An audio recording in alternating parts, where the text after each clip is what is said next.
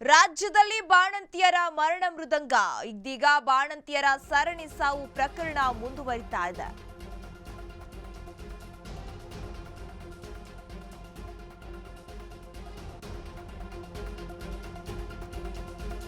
ರಾಜ್ಯದಲ್ಲಿ ಬಾಣಂತಿಯರ ಮರಣ ಮೃದಂಗ. ಇದೀಗ ಮತ್ತೆ ಮುಂದುವರಿತಾ ಇದೆ ಬಾಣಂತಿಯರ ಸರಣಿ ಸಾವು ಪ್ರಕರಣಗಳು. ಕಾಂಗ್ರೆಸ್ ವಿರುದ್ಧ ಬಿಜೆಪಿ ಪ್ರತಿಭಟನೆಯ ಅಸ್ತ್ರವನ್ನ ಬಳಸ್ತಾ ಇದೆ. ರಾಜ್ಯ ಸರ್ಕಾರದ ವಿರುದ್ಧ ಬಿಜೆಪಿ ನಾಯಕರು ಹೋರಾಟ ಮಾಡ್ತಿದ್ದಾರೆ. ಪ್ರತಿದಿನ 5 ಜಿಲ್ಲೆಗಳಲ್ಲಿ ಮಹಿಳಾ ಮೋರ್ಚಾ ಪ್ರತಿಭಟನೆ ಮಾಡಲಾಗುತ್ತೆ. ಬಾಣಂತಿಯರ ಕುಟುಂಬಕ್ಕೆ 25 ಲಕ್ಷ ಪರಿಹಾರ ಕೊಡಬೇಕು. ರಾಜ್ಯ ಸರ್ಕಾರಕ್ಕೆ ಪ್ರತಿಭಟನೆ ಬಿಸಿ ಮುಟ್ಟಿಸಲಿರುವ ಬಿಜೆಪಿ. ಈಗ ನೋಡ್ತಾ ಇದ್ರೆ ನಾವು ರಾಜ್ಯದಲ್ಲಿ ಬಾಣಂತಿಯರ ಸಾವಿನ ಪ್ರಕರಣ ದಿನದಿಂದ ದಿನಕ್ಕೆ ಹೆಚ್ಚಾಗ್ತಾ ಇದೆ. ಯಾವಾಗ ನೋಡಿದ್ರು ಎಲ್ಲಿ ನೋಡಿದ್ರು ಬಾಣಂತಿಯರು ಸಾವನ್ನಪ್ತಾ ಇದ್ದಾರೆ. ಇದಕ್ಕೆ ರಾಜ್ಯ ಸರ್ಕಾರವೇ ಕಾರಣ, ಯಾವುದೇ ರೀತಿಯ ಕಾನೂನು ಕ್ರಮವನ್ನ ಕೈಗೊಂಡಿಲ್ಲ ಅಂತ ಹೇಳಿ ಬಿಜೆಪಿಯವರು ಕೂಡ ಇದೀಗ ಹೋರಾಟಕ್ಕೆ ಮುಂದಾಗ್ತಾ ಇದ್ದಾರೆ. ಪ್ರತಿದಿನ 5 ಜಿಲ್ಲೆಗಳಲ್ಲಿ ಕನಿಷ್ಠ ಅಂದ್ರೂ ಎಲ್ಲಾ ಮಹಿಳಾ ಮೋರ್ಚಾದವರು ಪ್ರತಿಭಟನೆ ಮಾಡಬೇಕು. ಬಾಣಂತಿಯರ ಕುಟುಂಬಕ್ಕೆ ಬರೀ ಪ್ರತಿಭಟನೆ ಅಷ್ಟೇ ಅಲ್ಲ, ಇದರ ಜೊತೆ ಅವರು ಏನು ಬಿಜೆಪಿಯವರು ಒತ್ತಾಯಿಸ್ತಾ ಇದ್ದಾರೆ ಅಂತ ಅಂದ್ರೆ ರಾಜ್ಯ ಸರ್ಕಾರ ಬಾಣಂತಿಯರ ಕುಟುಂಬಕ್ಕೆ 25 ಲಕ್ಷ ರೂಪಾಯಿ ಪರಿಹಾರವನ್ನ ಕೂಡ ಕೊಡಬೇಕು. ರಾಜ್ಯ ಸರ್ಕಾರಕ್ಕೆ ಪ್ರತಿಭಟನೆಯ ಬಿಸಿ ಮುಟ್ಟಿಸ್ತಾ ಇದೆ ಇದೀಗ ಬಿಜೆಪಿ. ಕಾಂಗ್ರೆಸ್ ವಿರುದ್ಧ ಬಿಜೆಪಿ ಪ್ರತಿಭಟನೆಯ ಅಸ್ತ್ರವನ್ನ ಬಳಸ್ತಾ ಇದೆ. ಕಾಂಗ್ರೆಸ್ ವಿರುದ್ಧ ಪ್ರತಿಭಟನೆಗೆ ಮುಂದಾದ ಬಿಜೆಪಿ. ಇಂದಿನಿಂದ ಜನವರಿ 8ರವರೆಗೆ ಮಹಿಳಾ ಮೋರ್ಚಾ ಪ್ರತಿಭಟನೆ ನಡೆಸಲಾಗುತ್ತೆ ಎನ್ನುವ ಮಾಹಿತಿ ಲಭ್ಯವಾಗಿದೆ. ಸಚಿವರ ರಾಜೀನಾಮೆಗೆ ಪಟ್ಟು ಹಿಡಿದಿದ್ದಾರೆ ಬಿಜೆಪಿ ಪಾಳೆಯದವರು. ಇದೀಗ ಬಾಣಂತಿಯರ ಮರಣ ಪ್ರಮಾಣ ಹೆಚ್ಚಳ ಆಗಿರೋದ್ರಿಂದ ಈಗ ಸಾವು ಹೆಚ್ಚಾಗಿದ್ರು ಕಣ್ಮುಚ್ಚಿ ಕುಳಿತಿದೆ ಸರ್ಕಾರ. ಸಚಿವರ ರಾಜೀನಾಮೆಗೆ ಪಟ್ಟು ಹಿಡಿದಿದ್ದಾರೆ ಇದೀಗ ಬಿಜೆಪಿ ಪಾಳೆಯದವರು. ಕಾಂಗ್ರೆಸ್ ವಿರುದ್ಧ ಪ್ರತಿಭಟನೆಗೆ ಮುಂದಾಗಿದೆ ಬಿಜೆಪಿ. ದಿನದಿಂದ ದಿನಕ್ಕೆ ಬಾಣಂತಿಯರ ಸರಣಿ ಸಾವಿನ ಪ್ರಕರಣಗಳು ಹೆಚ್ಚಾಗ್ತಾ ಇದೆ. ಹಾಗಾಗಿ ಇವತ್ತಿನಿಂದ ಜನವರಿ 8ರವರೆಗೆ ಮಹಿಳಾ ಮೋರ್ಚಾ ಪ್ರತಿಭಟನೆಯನ್ನ ನಡೆಸಲು ಸಕಲ ತಯಾರಿಯನ್ನ ಮಾಡಿಕೊಳ್ಳಲಾಗಿದೆ. ಬಾಣಂತಿಯರ ಮರಣ ಪ್ರಮಾಣ ಹೆಚ್ಚಳ ಆಗಿದ್ರೂ ಕೂಡ, ಇಷ್ಟೆಲ್ಲಾ ಸಾವು ದಿನದಿಂದ ದಿನಕ್ಕೆ ಹೆಚ್ಚಾಗಿದ್ರು ಸರ್ಕಾರ ಯಾಕೆ ಕಣ್ಣು ಮುಚ್ಚಿ ಕುಳಿತಿದೆ? ಸರ್ಕಾರಕ್ಕೆ ಇದೆಲ್ಲ ಗಮನಕ್ಕೆ ಬಂದ್ರೂ ಕೂಡ ಕೇಳಿದ್ರು ಕೇಳಿಸದೆ ಇಲ್ಲದವರ ರೀತಿ ವರ್ತನೆ ಮಾಡ್ತಾ ಇರೋದಕ್ಕೆ ಬಿಜೆಪಿಯವರು ಇದೀಗ ಕೆಂಡಾಮಂಡಲರಾಗಿದ್ದಾರೆ. ಈಗ ನೋಡ್ತಾ ಇದ್ರೆ ಸಚಿವರು ರಾಜೀನಾಮೆಯನ್ನ ಕೊಡಬೇಕು ಅಂತ ಹೇಳಿ ಬಿಜೆಪಿ ಪಾಳೆಯದಲ್ಲಿ ದೊಡ್ಡ ಮಟ್ಟದಲ್ಲಿ ಒಂದು ಹೋರಾಟವನ್ನ ಮಾಡಬೇಕು ಅಂತ ನಿರ್ಧಾರವನ್ನ ಮಾಡಲಾಗ್ತಾ ಇದೆ. ಈಗ ನಾವು ನೋಡ್ತಾ ಇದ್ರೆ ರಾಜ್ಯದಲ್ಲಿ ದಿನದಿಂದ ದಿನಕ್ಕೆ ಬಾಣಂತಿಯರ ಸಾವಿನ ಪ್ರಕರಣಗಳು ಹೆಚ್ಚಾಗ್ತಾ ಇದೆ. ಒಂದ್ ಕಡೆ ಬಾಣಂತಿಯರು ಸಾವನ್ನಪ್ಪಿದ್ರೆ ಮತ್ತೊಂದು ಕಡೆ ಶಿಶು ಮರಣ ಪ್ರಮಾಣ ಕೂಡ ಹೆಚ್ಚಾಗ್ತಾ ಇದೆ. ಬಾಣಂತಿಯರ ಮರಣ ಪ್ರಮಾಣ ಹೆಚ್ಚಳ, ಬಾಣಂತಿಯರ ಸರಣಿ ಸಾವು ತಡೆಯುವಲ್ಲಿ ಸರ್ಕಾರ ವಿಫಲವಾಗಿದೆ ಅಂತ ಹೇಳಲಾಗ್ತಾ ಇದೆ. ಸರ್ಕಾರ ಯಾಕೆ ಯಾವುದೇ ರೀತಿಯ ಕ್ರಮ ಕೈಗೊಳ್ತಿಲ್ಲ?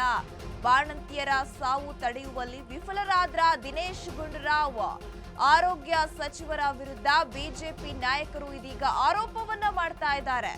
ಈ ಬಗ್ಗೆ ಗಮನ ಹರಿಸದ ಮಹಿಳಾ ಮತ್ತು ಮಕ್ಕಳ ಸಚಿವೆ ಹೆಬ್ಬಾಳ್ಕರ್ ಅವರು ಕೂಡ ಯಾವುದೇ ರೀತಿ ಮಾತಾಡ್ತಿಲ್ಲ.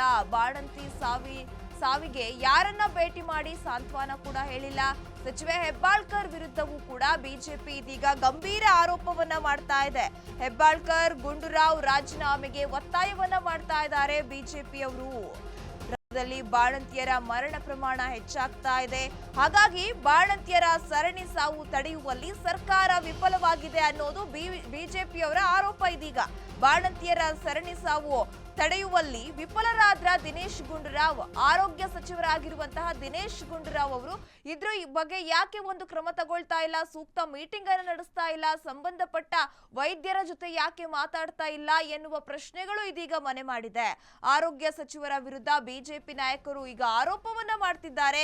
ಈ ಬಗ್ಗೆ ಬರೀ ಆರೋಗ್ಯ ಸಚಿವರಾಗಿರುವಂತಹ ದಿನೇಶ್ ಗುಂಡೂರಾವ್ ಅವರು ಮಾತ್ರ ಅಲ್ಲ, ಮಹಿಳಾ ಮತ್ತು ಮಕ್ಕಳ ಸಚಿವೆ ಆಗಿರುವಂತಹ ಲಕ್ಷ್ಮೀ ಹೆಬ್ಬಾಳ್ಕರ್ ಕೂಡ ಯಾಕೆ ತುಟಿ ಬಿಚ್ಚುತ್ತಾ ಇಲ್ಲ? ಈ ಬಗ್ಗೆ ಇಷ್ಟೆಲ್ಲ ಸಾವಿನ ಪ್ರಮಾಣ ಹೆಚ್ಚಾದ್ರೂ ಕೂಡ ಯಾಕೆ ಇವರಿಬ್ರು ಮಾತಾಡ್ತಿಲ್ಲ ಅನ್ನೋದು ಇದೀಗ ಬಿಜೆಪಿಯರ ಕೆಂಗಣ್ಣಿಗೆ ಗುರಿಯಾಗಿದ್ದಾರೆ ಈ ಇಬ್ಬರು ಸಚಿವರು. ರಾಜ್ಯದಲ್ಲಿ ಬಾಣಂತಿಯರ ಮರಣ ಮೃದಂಗ ಇದೀಗ ಹೆಚ್ಚಾಗ್ತಿದೆ. ಇದರ ಕುರಿತು ಹೆಚ್ಚಿನ ಅಪ್ಡೇಟ್ಸ್ ಕೊಡಲು ನಮ್ಮ ಪ್ರತಿನಿಧಿ ವಿವೇಕ್ ದೂರವಾಣಿ ಸಂಪರ್ಕದಲ್ಲಿದ್ದಾರೆ. ವಿವೇಕ್, ಈಗ ನೋಡ್ತಾ ಇದ್ರೆ ರಾಜ್ಯದಲ್ಲಿ ಬಾಣಂತಿಯರ ಸರಣಿ ಸಾವು ಪ್ರಕರಣ ಮುಂದುವರಿತಿದೆ. ಆದ್ರೂ ಕೂಡ ಸರ್ಕಾರ ವಿಫಲವಾಯ್ತಾ ಎನ್ನುವ ಪ್ರಶ್ನೆಗಳು ಮನೆ ಮಾಡಿದೆ. ಬಿಜೆಪಿಯವರು ನೋಡಿದ್ರೆ ಒಂದ್ ಕಡೆ ಹೋರಾಟ ಮಾಡಬೇಕು ಅಂತ ನಿರ್ಧರಿಸಿದ್ದಾರೆ. ಇದರ ಕುರಿತು ಹೆಚ್ಚಿನ ಡೀಟೇಲ್ಸ್ ಕೊಡೋದಾದ್ರೆ.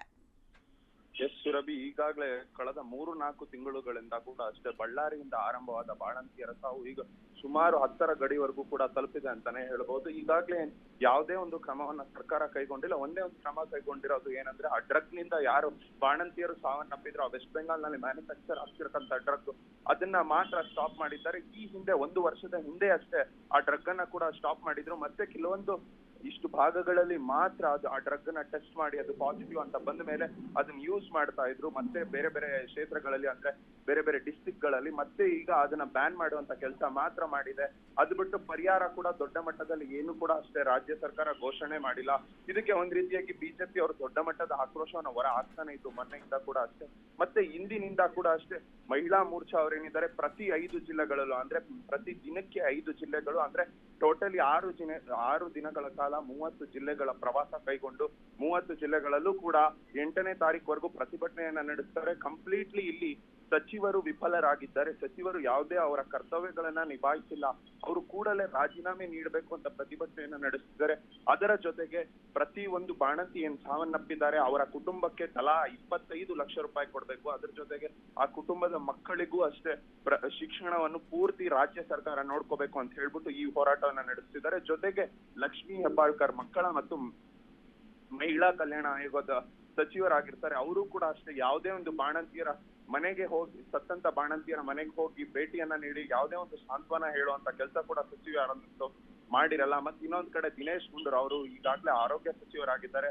ಅವ್ರು ದೊಡ್ಡ ಮಟ್ಟದ ಕ್ರಮ ಏನು ಕೈಗೊಂಡಿಲ್ಲ. ಮತ್ತೆ ಅಲ್ಲಿ ಯಾವ್ದು ವೆಂಚನ್ಸ್, ಯಾವ್ದು ಒಂದು ಡ್ರಗ್ ಅನ್ನ ಯೂಸ್ ಮಾಡಲಾಗಿದೆ ಅದು ಯಾವ ರೀತಿಯಾಗಿ ಬಂತು ಅಂತ ಅದ್ರ ವಿರುದ್ಧ ಕೂಡ ಕ್ರಮ ಕೈಗೊಂಡಿಲ್ಲ. ಈಗಾಗ್ಲೇ ಇಷ್ಟು ಪ್ರಕರಣಕ್ಕೆ ಈಗಾಗ್ಲೇ ನ್ಯಾಯಾಂಗ ತನಿಖೆ ಕೂಡ ರಚನೆ ಮಾಡಿದ್ದೆ ಕಾಂಗ್ರೆಸ್ ಸರ್ಕಾರ. ಇದನ್ನೆಲ್ಲ ಹೊರತುಪಡಿಸಿ ಈಗ ಬಿಜೆಪಿಯವರು ಕಂಪ್ಲೀಟ್ಲಿ 2 ಸಚಿವರು ಮತ್ತೆ ಇನ್ನೊಂದ್ ಕಡೆ 25 ಲಕ್ಷ ಮತ್ತೆ ಆ ಮಕ್ಕಳಿಗೆ ಕಂಪ್ಲೀಟ್ಲಿ ಎಜುಕೇಶನ್ ಕೊಡ್ಸೋದು, ಈ ಪ್ರಕಾರ ಇಷ್ಟು ಅಂಶಗಳನ್ನ ಇಟ್ಕೊಂಡು ಇವತ್ತಿನಿಂದ ಪ್ರತಿಭಟನೆಯನ್ನ ಪ್ರಾರಂಭ ಮಾಡುತ್ತೆ. ಕಂಪ್ಲೀಟ್ಲಿ 6 ದಿನಗಳ ಕಾಲ ಈ ಪ್ರತಿಭಟನೆ ನಡೆಯುತ್ತೆ ಅಂತ ಹೇಳಿ ಬರ್ತಾ ಇದೆ. ಓಕೆ, ಥ್ಯಾಂಕ್ ಯು ವಿವೇಕ್ ತಮ್ಮೆಲ್ಲ ಡೀಟೇಲ್ಸ್ಗೆ.